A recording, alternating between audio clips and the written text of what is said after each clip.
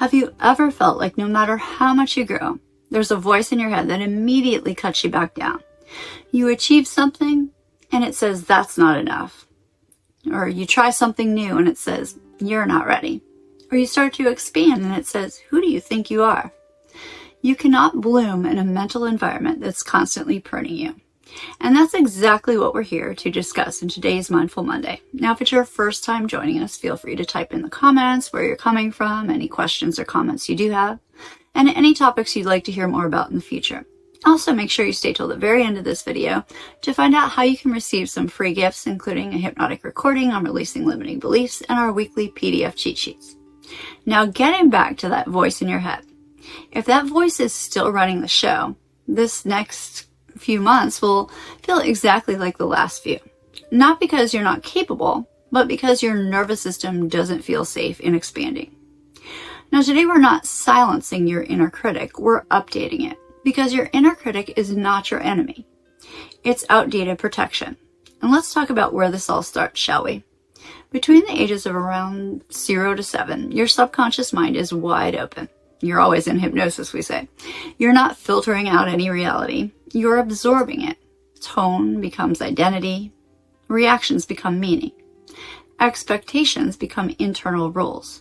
Now, if someone sighed when you made a mistake, or if achievement brought approval, or if you learned that being good meant being liked, or if love felt more available when you performed, your subconscious created a strategy. I need to monitor myself to stay safe. And that's what the inner critic is. It's not cruelty or hypervigilance.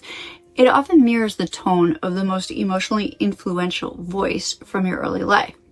Not just what was said, but how it was said. Because tone is processed as safety or threat. So when your internal voice is sharp, urgent, or disappointed, your body reacts like you're being criticized in real time, which means you're living in a subtle but constant stress response.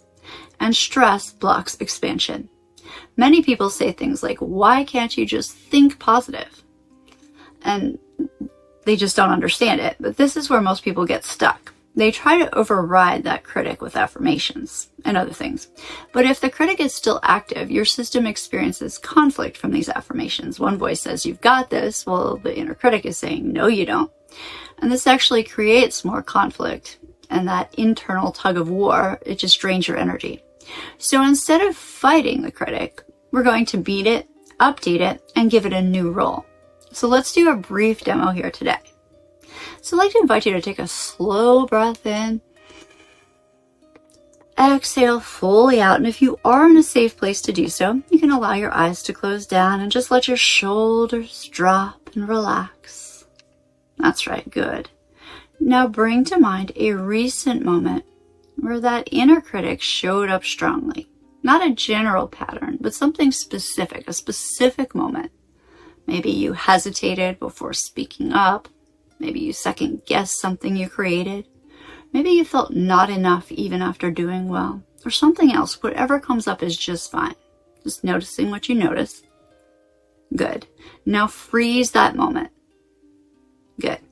Now step outside of it. And imagine that critical voice leaving your body and standing in front of you, about 3 feet away. And take a look at it. Notice its shape, its posture, its energy. Notice if it's leaning in or out, if it's rigid or something else. Is it intense or not so much? Just noticing. Good. Now listen carefully. What exact words does it say?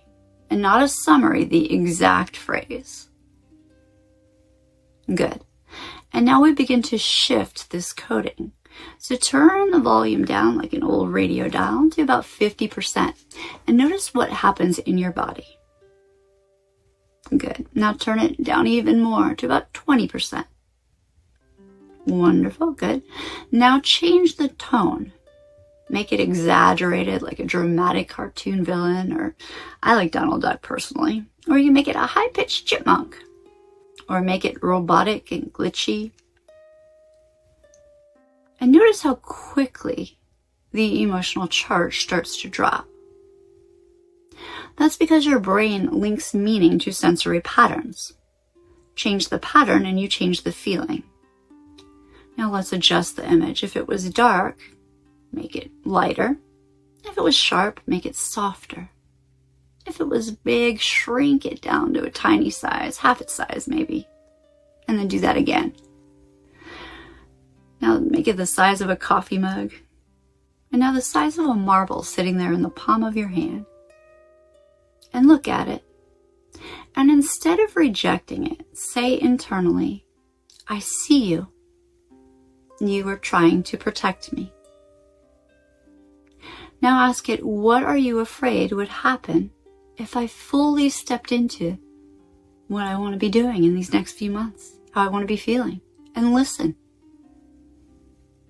You might hear it say something like you'll fail, you'll be judged, you'll disappoint someone, you'll be exposed, or something else, just noticing.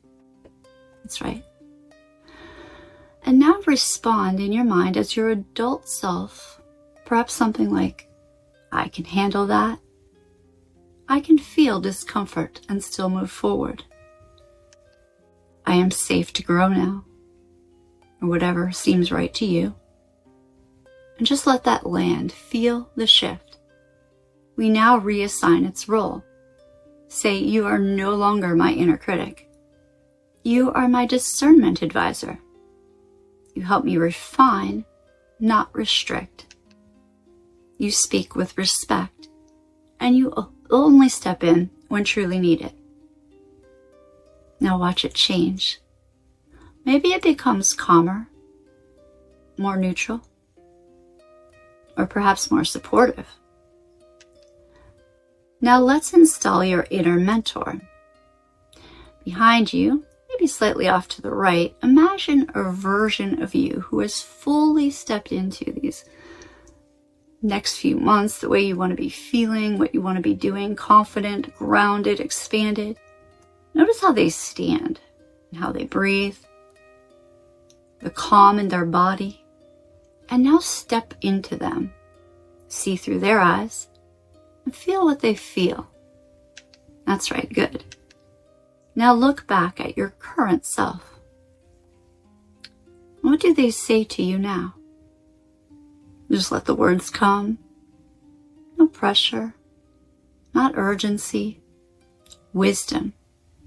That's right. Now amplify that voice. Make it steady, warm, and grounded.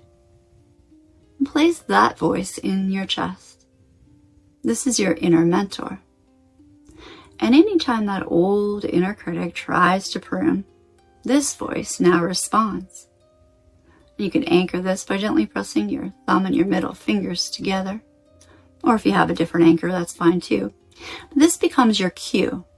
Mentor over critic. Expansion over contraction. That's right. Good, good, good.